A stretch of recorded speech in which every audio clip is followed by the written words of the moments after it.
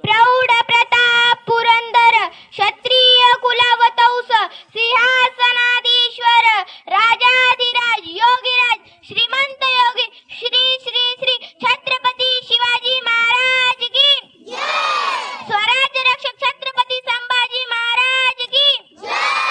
जय जिजाऊ जय जिजाऊ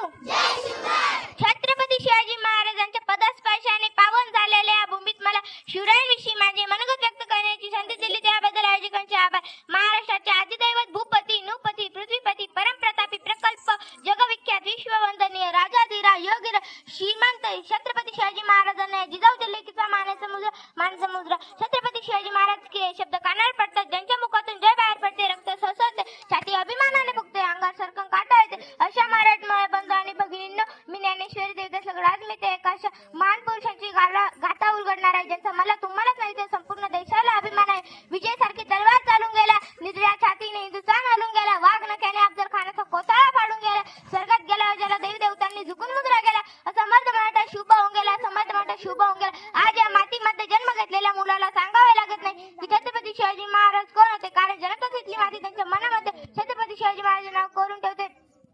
छत्रपती शिवाजी महाराज हे नाव भारतातच नाही तर संपूर्ण देशाच्या कानाकोपऱ्यात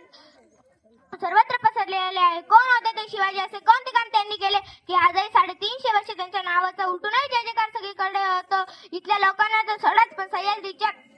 कडेकपारीला जाऊन विचारा माझा शिवा कसा होता, तर ते सांगतील रुद्राचा अवतार तो वाघाचा ठसा होता, रुद्राचा अवतार तो वाघाचा ठसा. विचारा त्या सह्याद्रीला आणि विचारा त्या सागरी लहरींना माझा शिवबा कसा होता, माझा शिवबा कसा होता. छ म्हणजे 36 हत्तीचे बळ, त्र म्हणजे त्रस्त मुघलांचा करणारे,